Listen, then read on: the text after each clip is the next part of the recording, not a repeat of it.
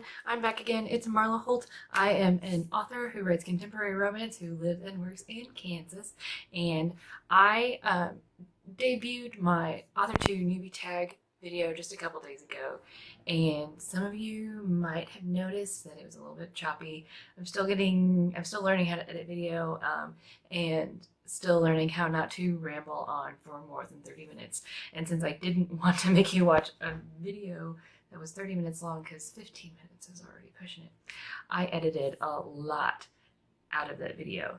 But I also had to edit out some of my favorite parts, and the part that I liked the most was talking about my writing inspiration and the writers that I really look up to, and that part was probably a few minutes too long just in and of itself. So what I'm bringing you today is my Author Tube Newbie Tag writer inspiration, completely uncut. So I'm gonna cut you over to that footage, the different days, a different shirt, a different lipstick, but it'll be just as much fun just to see. I mentioned a couple people that I had to cut out, and then I also had like a little writing epiphany, so that's fun to see on camera. I'll see you guys in just a minute. What authors have inspired your writing the most? Okay, so this is the question that I am most excited to answer on this whole thing, because I love reading. Reading is what got me into writing, as it probably should be, but it's also because I love reading. In college, my homework was to read books as fast as I could. Like, what's wrong with that? So anyway, some of my hugest influences are going to be the things that I read in high school and college that made me want to be a writer, and still to this day inspire me to be a writer. Some of those are going to be in my big pile back here. I pulled those books a couple weeks ago because I was trying to figure out what size I wanted to print the other lane in, and I was actually like measuring these books, and I realized that when I was watching AuthorTube and people were talking about their influences, I realized I actually pulled all of my favorite books because I liked the size of them, but also because these are my favorite authors. These are the books that I read again and again and again. So what I have back here from top to bottom is The Elements of Style from E.B. White and Will Strunk. I refer to that often, but I also love E.B. White. Like, I had a professor in college who referred to E.B. White as her literary boyfriend, and I totally agree. If you haven't read essays of E.B. White, pick it up. It's beautiful. It's magical. It's a lesson. Like, the foreword itself is a lesson in how to write an essay. It's gorgeous stuff. So E.B. White is going to be one of my top. The Return of the Native from Thomas Hardy. I love everything Thomas Hardy's did. It's ridiculous, over the top, beautiful, flawed Victorian writing. I mean, just like anybody ever Victorian, there's going to be over the top description because they're trying to show off their prowess. But it's gorgeous writing. The stories are amazing. They're not as like hoity-toity as people think, especially Thomas Hardy, because he likes to write things that take place with country people and show the city people like how there's still drama in the country away from like London society. So anyway, it's gorgeous stuff. Return of the Native and Tess of the D'Urbervilles are my favorite. I have Barbara Kingsolver's Prodigal Summer.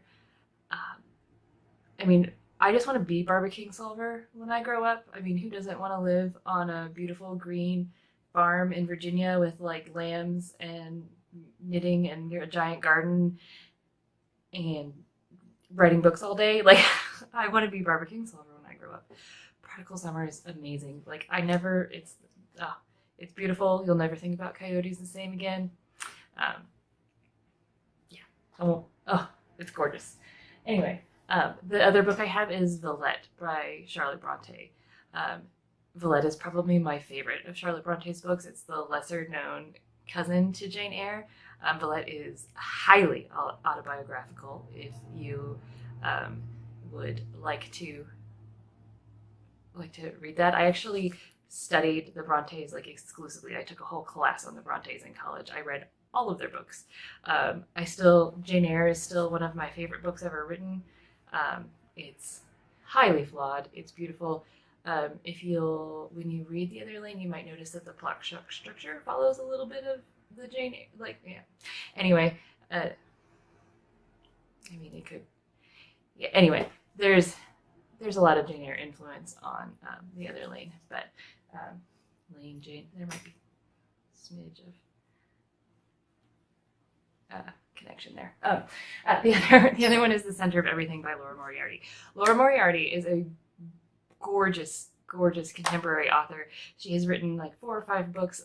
Most of them all take place in Kansas. I have not read her newest one yet, which is like a riff off Huck Finn. It sounds gorgeous. I have it. I own it. I went to the signing. I have not read it yet. The Center for Everything is her first book. She's actually an author who lives and writes in Kansas. She lives just in the next town over. Since I also have all of my books also take place in Kansas, I feel a bit of an affinity for her. In full disclosure, I studied under her at KU, so I actually studied in a class of hers. But I read her second novel, The Rest of Her Life, before I started class with Laura. She hadn't even been hired at KU, University of Kansas, yet when I read that book. So it was really exciting to just like see the class roster come up and be like, oh, I can study with this author I just read. It was amazing. So she's brilliant. You should definitely check her out. I think like her her book The Chaperone, which is mind-blowingly good, is being made into like a movie or a TV series or something. Don't quote me on that, but I heard there's something in the works. It's great. And then the other book I have over here that has been a huge influence, and I think every writer should read, is John Irving's A Widow for 1 Year. I love this book. I read it like right when it came out. I have the hardback. I also have a paperback copy. That's how much I love this book. I have 2 copies. But it is one of his books where the protagonist is a writer, and I have like a special fondness for when writers write about writers. It's my favorite thing, like especially when a romance writer writes a romance about a romance writer. Like that's in the pipeline somewhere. I don't have specific plans to do that, but it's coming. I think I just figured out what one of my characters needs to be doing in a book that in my book that I'm working on after this one. Inspiration struck right there. You just gotta watch it happen. Anyway, so it's about Ruth Cole, and she's a writer, and it actually like follows her on this adventure that she takes, and you watch her discover the plot of her next book. Like you watch how the events of her life coincide with the way that she's thinking about developing a book, and I think it's gorgeous. And I've always said that if I were going to teach a writing class, I would make this required reading. One, because it's funny and just irreverent, like John Irving always is. But 2, just because, and I know not everybody's mind works like this, but it was like reading this book was just like, oh my gosh, that's how I do it. Like it's not you're stealing stuff from your life. You're just noticing connections that happen that maybe not everybody else notices, and weaving in things that it's gorgeous, it's beautiful. You should totally read it. As far as romance authors goes, I actually she doesn't know this because I've never told her, but like I'm gonna fangirl on Rachael Herron. I actually mentioned her in my last book. I got into the knitting community about 10 years ago when I was just going through a hard time and just needed a creative outlet that wasn't writing and something that was calming. And I still knit. I have my little sock in progress right back here that I work on when I'm at my desk and I need a break or something. Anyway, but I got into this knitting community, and she at the time was unpublished, but she had a really popular knitting blog called Yarn A Go Go, and she was talking about her struggle with writing and how it had been ongoing, and how she even had like an MFA, and that's a step further than I took, because I don't know, after undergraduate workshops were enough for me. I don't know if I want to tackle graduate ones. Anyway, she was talking about her struggles with writing, and then she did a NaNoWriMo, and she got her book published within a couple of years after that. And it was really inspiring to watch. And I was like, if Rachel can do it, I can do it. Because she made herself so approachable on her blog and stuff. So I feel like I know her even though I don't. So hi, Rachel. Thank you.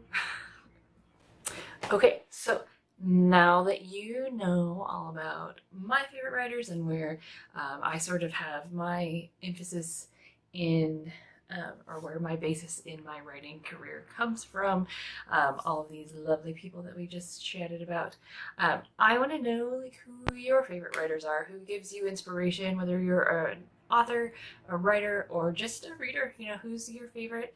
Let's talk about them.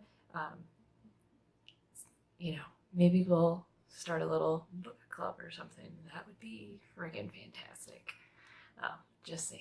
It's a little fantasy of mine. Anyway, so like, comment, subscribe. Let me know who you're reading and who I should be reading. And let's chat. I'll see you guys on Tuesday.